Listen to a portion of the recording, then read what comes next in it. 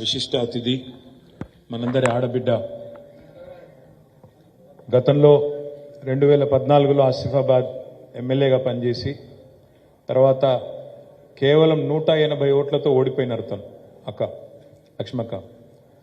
కానీ వెంటనే జిల్లా పరిషత్ చైర్మన్గా ఆసిఫాబాద్ జిల్లాకి మళ్ళీ తిరిగి ఎంపిక కాబడి మళ్ళీ మొన్న జరిగిన ఎన్నికల్లో 23లో తిరిగి బ్రహ్మాండమైన మెజారిటీతో ఆసిఫాబాద్ ఎమ్మెల్యేగా గెలిచిన మన విశిష్ట అతిథి గౌరవనీయులు శ్రీమతి కోవా లక్ష్మి గారికి, గౌరవ సభాధ్యక్షులు ఈరోజు తంగళ్లపల్లి మండల మా కుటుంబ సభ్యుల సమావేశానికి అధ్యక్షత వహిస్తున్న గౌరవనీయులు అన్న గజబింకార్ రాజన్న గారు, జిల్లా పార్టీ అధ్యక్షులు పెద్దలు గౌరవనీయులైన శ్రీ తోట ఆగయ్య గారు, గౌరవ రాజన్న సిరిసిల్ల జిల్లా పరిషత్ అధ్యక్షురాలు మన ఆడబిడ్డ సోదరి అరుణ రాఘవరెడ్డి గారు, టెస్కాప్ అధ్యక్షులు గౌరవనీయులు శ్రీ కొండూరి రవీందర్రావు గారు, గౌరవనీయులు ఈరోజు బర్త్డే బాయ్ గౌరవనీయులైన మా సెస్ చైర్మన్ గారు చిక్కాల రామన్న గారు, ఎవరు రామన్న వయసు అడగకూరి దయచేసి, చిక్కాల రామన్న గారు, మన రాష్ట్ర పార్టీ 32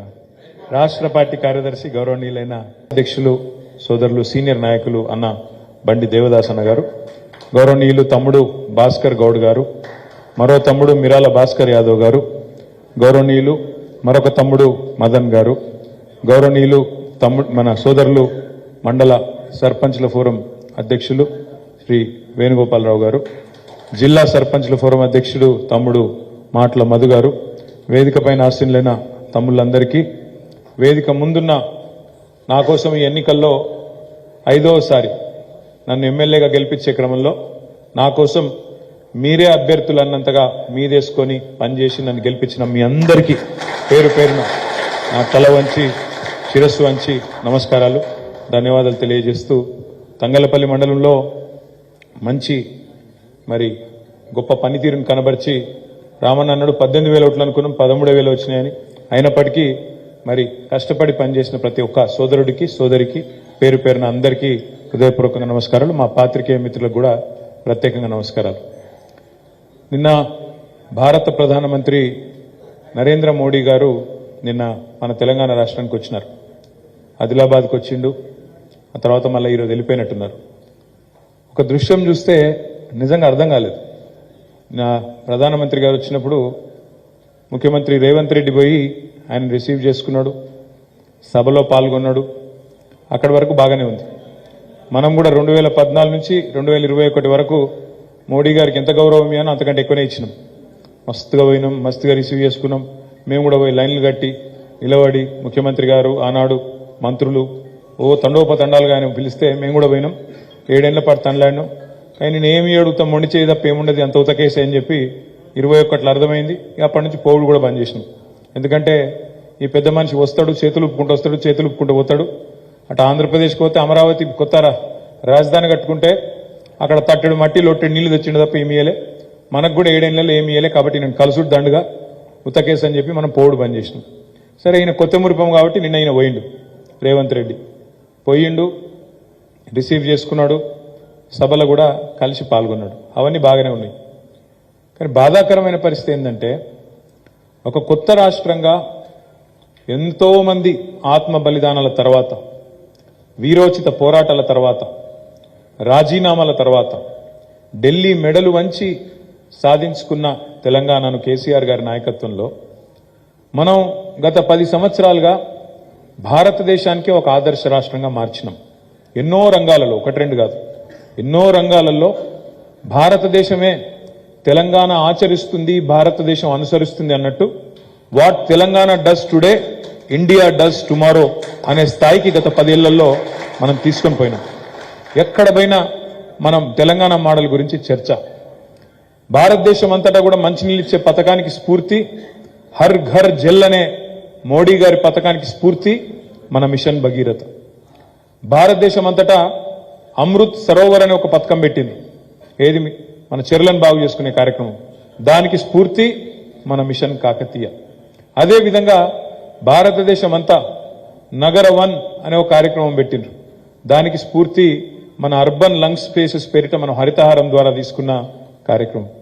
అదేవిధంగా భారతదేశంలోని ఎన్నో కార్యక్రమాలు, మన ఇండస్ట్రియల్ పాలసీ కావచ్చు, ఇంకోటి కావచ్చు, ఇవన్నీ దేశానికే స్ఫూర్తిదాయకంగా మారి ఇవాళ దేశంలోని ఎన్నో పథకాలు, ఉదాహరణకు రైతు బంధు మనం పెట్టిన పథకం 2016-17లో కేసీఆర్ గారు పెట్టిన పథకం, తర్వాత అది కేంద్ర ప్రభుత్వం పీఎం కిసాన్ అని చెప్పి కాపీ కొట్టి వాళ్ళు కూడా పెట్టుకున్నారు. అంటే దేశానికే ఆదర్శంగా మారింది తెలంగాణ మోడల్. తెలంగాణ మోడల్ అంటేనే ఇలా దేశంలోని వివిధ రాష్ట్రాలు, కేంద్ర ప్రభుత్వం కూడా కాపీ కొట్టే పరిస్థితి వచ్చింది. అట్లాంటిది ఈ ముఖ్యమంత్రి రేవంత్ రెడ్డి నిన్న మోడీ గారిని బుట్టలేసుకోవడానికి, ఆయనను మచ్చిక చేసుకోవడానికి 4 మాటలు చెప్పి ఇచ్చుకం చెప్పి ఆయన ప్రాపకం కోసం నిన్న ఆయన ఏదో మస్కగొట్టాలని చెప్పి ఏం చేస్తున్నాడు, ఏమంటున్నాడు మాట్లాడుకుంటా. మొదటి పాయింట్ ఏంటంటే ఆయన బడే బాయ్ అట, ఈయన చోటే బాయ్ అట. బడే భయ్యా చోటే భయ్యా, అది మన దగ్గర ఒక కహావట్ ఉంటుంది తెలంగాణలో, బడే మియాతో బడే మియా చోటే మియా సుబాన్ అల్లా అని. ఆయన ఏం చేయలేదు, ఈయనేం చేయడు, ఇక గింతే. ఒక దిక్కేమో ఆయన బడే బాయ్ అని ఆయన గురించి చెప్తాడు. రెండో సిగ్గు లేకుండా బాధ ఎక్కడ అనిపించిందంటే, సరే నీ బడే బాయ్ కావచ్చు, నువ్వు పాతకాలంలో బీజేపీలో పనిచేసినవని కాబట్టి నీకు ఉండొచ్చు ఆ గుల, గతంలో ఏబీవీపీలో పనిచేసినావు, ఆర్ఎస్ఎస్ పత్రికలలో పనిచేసినావు కాబట్టి, నీకు ఆ ప్రింటింగ్ ప్రెస్లో పనిచేసినావు కాబట్టి నీకు ఆ గుల ఉండొచ్చు ఎంతో కొంత, మా బడే బాయ్ అని పాత వాసనలు ఒకపోవచ్చు రేవంత్ రెడ్డికి. కానీ బాధ ఎక్కడ అనిపించిందంటే, ఏ ఆత్మగౌరవం గల తెలంగాణ బిడ్డ కూడా, ఆత్మగౌరవం ఉన్న ఏ తెలంగాణ బిడ్డ కూడా ఇవాళ తెలంగాణ మోడల్ గురించి చెప్తాడు కానీ, మా తెలంగాణ మోడల్ భారతదేశంలో నెంబర్ 1 మోడల్ అని చెప్తాడు కానీ, నీ గుజరాత్ మోడల్ని కాపీ కొట్టి నేను కూడా నా రాష్ట్రాన్ని మంచిగా వేసుకుంటాను అని చెప్తాడా? ఎంత ఘోరం అంటే, ఇదే ముఖ్యమంత్రి, ఇదే రేవంత్ రెడ్డి సరిగ్గా 3 నెలల కిందటనో 4 నెలల కిందటనో ఈయననే మాట్లాడింది, ఎవరో కాదు. ఏమున్నదా గుజరాత్ మోడల్? అదో మోడలా? గుజరాత్ మోడల్ అంటే మందిని కాల్చి చంపుడా? గుజరాత్ మోడల్ అంటే బొందబెట్టుడా, మందిని చంపుడా, మతం పేరు మీద చిచ్చు పెట్టుడా అని మాట్లాడింది రేవంత్ రెడ్డి. సరిగ్గా 3 నెలలు కాలే, మరి నిన్నేం పుట్టిందో గుజరాత్ మోడల్ చేస్తా అని మాట్లాడుతున్నాడు. ఆత్మగౌరవం ఉన్న తెలంగాణ బిడ్డ ఏ ఒక్కడు కూడా నిజంగా కూడా నిన్న ఆయన మాట్లాడిన మాటను చీత్కరించుకుంటారు, అసహించుకుంటారు. అట్లాంటిది ఆయన మన ముఖ్యమంత్రి కావడం మన కర్మ. అట్లాంటి ముఖ్యమంత్రి ఈరోజు ఆ వేదిక మీద నిలబడి నిన్న మాట్లాడుతూ ఉంటే నిజంగా సిగ్గనిపించింది. బడే బాయ్ అంటాడు, మరి ఆ బడే బాయ్ ఏమిచ్చిండో చోటే బాయ్కి చెవులో ఏం చెప్పిండో మనకు తెలియదు. నాకైతే ఒకటి స్పష్టంగా కనబడతా ఉన్నది, రేవంత్ రెడ్డి భవిష్యత్తు, రాష్ట్రంలో కాంగ్రెస్ భవిష్యత్తు నాకైతే నిన్న మీటింగ్తోని మంచిగా అర్థమైంది. ఖచ్చితంగా రాబోయే రోజుల్లో మహారాష్ట్రలో జరిగినట్టు, అస్సాంలో జరిగినట్టు రేవంత్ రెడ్డి గారు వచ్చే ఎన్నికల తర్వాత బీజేపీ తీర్థం పుచ్చుకోవడం ఖాయమనే మాట మాత్రం నేను మీ పక్కా చెప్తున్నా. మరొక ఏక్నాథ్ షిండే, మరొక హిమంత బిశ్వాస్ శర్మ ఇక్కడనే ఉడతాడు, కాంగ్రెస్ పార్టీని బొందబెడతాడు. నేను ఉత్తగా ఆషమాషికి చెప్తలేని ఈ మాట. నిన్న రేవంత్ రెడ్డి ఇంకొక మాట అన్నాడు, మీరు వినండి జాగ్రత్తగా. ఏమన్నాడు? బడే బాయ్ ఇట్లనే ఉండాలి, మీ ఆశీర్వాదం మా మీద. ఎన్నికలు 2 నెలలు లేవు, భవిష్యత్తులో కూడా నీ ఆశీర్వాదం నా మీద ఉండాలంటే ఏమన్నట్టు? మా రాహుల్ గాంధీ అంటే తటపార వేస్ట్ కేసు, అది గెలిచేది లేదు, పీకేది లేదు, మళ్ళా నువ్వే ప్రధానమంత్రి అని చెప్పినట్ట కదా. కాంగ్రెస్ ముఖ్యమంత్రి, తెలంగాణ ముఖ్యమంత్రి ఎవడన్నా మెడకాయ మీ తలకాయ ఉన్నాడు, ప్రధానమంత్రి నరేంద్ర మోడీ ఆశీస్సులు భవిష్యత్తులో కూడా ఉండాలి, ఏది ఇంకా 2 రోజులలో ఎలక్షన్ పెట్టుకొని అంటాడా ఎవడన్నా? అంటే ఏమన్నట్టు ఉద్దేశం? బరాబర్ మా రాహుల్ గాంధీ వేస్ట్ ఫెలో. నేను అంటలేను, ఆయనతో మీరు నేనన్నాను రాశారు కొంపదీసి, నేను అనలే. రాహుల్ గాంధీ సన్నాసి వేస్ట్ ఫెలో ఆయనతో కాదు, నేను అంటలేను భయ్, ఆయన అన్నాడు. మళ్ళీ చెప్తున్నా మీకు, ఆయనతో కాదు, నువ్వే అయితే మళ్ళీ ప్రధానమంత్రి తెలంగాణ ముఖ్యమంత్రి కాంగ్రెస్ వాడు చెప్తే ఏమనుకోవాలి నాకు అర్థం కాదు. వీళ్ళ దివాలా కోర రాజకీయాన్ని, ఇంత దౌర్భాగ్యపు పరిస్థితుల్లో ఇలా కాంగ్రెస్ పార్టీ ఈ రాష్ట్రంలో ఉన్నది. ఒకసారి ఆలోచించండి, ఏం జరుగుతుంది అసలు ఈ రాష్ట్రంలో? ఎన్ని కథలు చెప్పిండి ముఖ్యమంత్రి. లోన్లు తీసుకోనోళ్ళు ఉరుక్కుంటూ తెచ్చుకోపోండ్రి, 2 లక్షల రుణం తెచ్చుకోండి. కేసీఆర్ 1 లక్షనే మాఫ్ చేసిండు. నేను చేస్తా, డిసెంబర్ 8 వరకు బ్యాంకులకు ఓన్రి తెచ్చుకోండి, 9వ తారీఖు నేను వస్తున్నా, సంతకం పెడతా, 2 లక్షల రుణమాఫీ చేస్తా అన్నాడు. 2 రూపాయలు మాఫ్ అయిందా? 2 లక్షలు అన్నాడు. డిసెంబర్ 9 పోయింది, జనవరి 9 పోయింది, ఫిబ్రవరి 9 పోయింది, మార్చి 9 రానే వస్తాను. ఏమైందా రేవంత్ రెడ్డి అంటే రేపో ఎల్లుండి అంటాడు, నేను డిసెంబర్ 9 2023 అని చెప్పినా, 28 అని చెప్పినా, 29 అని చెప్పినా అని అంటాడు. ఆయన మామూలుడు కాదు. నిజంగా తప్పు రేవంత్ రెడ్డిది కాదు. నిజంగా రేవంత్ రెడ్డి గారిని అభినందించాలి ఒక విషయం. రేవంత్ రెడ్డి గారిని ఒక విషయంలో అభినందించాలి. ఏ విషయంలో? ఆయన చాలా స్పష్టతలో ఉన్నాడు. ఎంత మంచిగా చెప్పిండు ఆయన. ప్రజలు మోసపోవాలనే కోరుకుంటారు, ప్రజలు మోసపోవాలనే కోరుకుంటారు, మోసం చేసేటోళ్ళనే నమ్ముతారు. టీవీలో చెప్పిండి, ఇదేం సాటమాటి కూడా చెప్పలే ఆయన. మోసం చేసేటోళ్ళనే నమ్ముతారు, కాబట్టి మేము మోసపు మాటలే చెప్తాం, మోసపోతే మీ కర్మ అన్నాడు. అందుకే ఇప్పుడు నేను అక్కడ పోయినా, నేను రామలక్ష్మణులపల్లి అని ఒక ఊరుంటుంది ముస్తాబాద్ మండలంలో, ఆడికి పోయినా. అక్కడ రేణుకా ఎల్లమ్మ గుడి కడితే ఆడ దేవుడికి దండం పెట్టుకోమంటే పోయినా. పోయి బయటికి రాగానే 5-6 గ్రామాల రైతులు వచ్చిండ్రు. కొండాపూరోళ్ళు, పదిరోళ్ళు, రామలక్ష్మణుల పల్లెళ్ళు, ఆ చుట్టుపక్కల గ్రామాల రైతులందరూ, హరిదాస్ నగర్ వాళ్ళు, అందరు ఆవునూరోళ్ళు, వాళ్ళందరూ వచ్చిండ్రు. వచ్చి అన్న పంటలు ఎండిపోతాయి, పొలాలు ఎండిపోతాయి, జర నీళ్ళు ఇప్పి అన్నారు. ఏం చెప్పాలి నేను వాళ్ళకు? పొలాలు ఎండిపోతాయి, నీళ్ళు ఇప్పి అని అడిగాను. నేను ఒకటే అన్న వాళ్ళని, మీకు యాదికుందా కేసీఆర్ ఉన్నప్పుడేమో ఏప్రిల్ నెలలో ఎర్రటి ఎండల్లో నర్మాల చెరువు అలుగు దుంకుతుండే, మీకు యాదికుందా అని అడిగిన.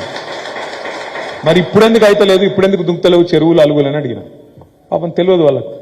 వాస్తవం ఏంటి అంటే, మీకు తెలుసు ఈ కాళేశ్వరం అనే ప్రాజెక్టు మీద విపరీతమైన చర్చ జరుగుతుంది ఇలా రాష్ట్రంలో. కాళేశ్వరం అంతా బేకార్ అయిపోయింది, కొట్టుకపోయింది, కేసీఆర్ 1,00,000 కోట్లు తిన్నాడు. ఇక ఎవడు పడతా వాడు ఎంత ఇష్టం వచ్చినట్టు మాట్లాడతాను. ముఖ్యమంత్రి నుంచి మొదలు పెడితే కింద ఉండే కాంగ్రెస్ సన్నాసి లోకల్ కాంగ్రెస్ కార్యకర్తలు కూడా ఎవరికి ఎంత తెలిస్తే అంత నోటికి వచ్చినట్టు వరుతారు. అసలు ఏంది కాళేశ్వరం? మేము కూడా అందుకే మన అందరం పోయినాం. కాళేశ్వరం అనే ప్రాజెక్టు ప్రపంచంలోనే అతిపెద్ద లిఫ్ట్ ఇరిగేషన్ ప్రాజెక్టు. దానికి 10 రేకు ఏం సంబంధం అని మీరు అడిగితే అందుకే చెప్తున్నాను ఇదంతా. దానికి 10 రేకు, దానికి సిరిసిల్లకి ఏం సంబంధం, దానికి ఇంకో దానికి ఏం సంబంధం అంటే ఇలా కాళేశ్వరంతో సగం తెలంగాణకు సంబంధం ఉంది. అందుకే చెప్తున్నా మీకు 40 లక్షల ఎకరాలు సాగు చేసే రైతులకు సంబంధం ఉంది కాళేశ్వరం ప్రాజెక్టుతో. కాళేశ్వరం అనే ప్రాజెక్టు అసలు ఏంటిది? ప్రపంచంలోనే అతి పెద్దదైన లిఫ్ట్ ఇరిగేషన్ ప్రాజెక్టు. అంటే ఏంది? తెలంగాణను చూస్తే, తెలంగాణ భౌగోళిక పరిస్థితి చూస్తే ఇట్లా గుడిసె లెక్క ఉంటుంది తెలంగాణ. ఇట్లా గుడిసె లెక్క ఉంటుంది. ఒక దిక్కు గోదావరి వారుతుంది, ఇంకో దిక్కు కింద కృష్ణ వారుతుంది. గోదావరి ఏమో కింద, కుంటయ్య గారు జర ఫోన్ బంద్ చేయని దండం పెడతా. కిందనేమో గోదావరి ఏమో సముద్ర మట్టానికి 80-90 మీటర్ల మీద గోదావరి వారుతుంది. కృష్ణానదేమో 100, 110, 120 మీటర్ల కాడికి కృష్ణానది వారుతుంది. ఇప్పుడు మన సిరిసిల్ల ఉంది. మన సిరిసిల్ల దగ్గర 300, నాకు గుర్తున్న కాడికి, సబ్జెక్టు కరెక్షన్, 340 మీటర్లు, 350 మీటర్ల మీద సిరిసిల్ల ఉంటుంది. అటు పోతే హైదరాబాద్ పోతే 535 మీటర్ల మీద ఉంటుంది. అంటే మేడిగడ్డ కాడనేమో 80 మీటర్ల కాడ గోదావరి ప్రవహిస్తుంటుంది. హైదరాబాదు 535 మీటర్లు. నాకు తెలిసిన కాడికి సిరిసిల్ల 350, 360 మీటర్ల కాడికి సిరిసిల్ల ఉంటుంది. అంటే కిందికి వెళ్ళి నీళ్లు మీదికి తీసుకురావాలి, వేరే మార్గం లేదు. కిందికి వెళ్ళి మీదికి నీళ్ళు తీసుకురావాలంటే ఏం చేయాలి? మోటార్ పెట్టి గుంజాలి. బోర్ వేసి గుంజుతాం కదా మనం మోటార్ నీళ్లు, అట్లనే కిందికి వెళ్ళి మోటార్ పెట్టి మీ నీళ్లు పైకి తీసుకురావాలంటే లిఫ్ట్ ఇరిగేషన్ ద్వారా పైకి తీసుకొని రావాలి. మరి లిఫ్ట్ ఇరిగేషన్ ద్వారా పైకి 100 కిలోమీటర్లు తేవాలి.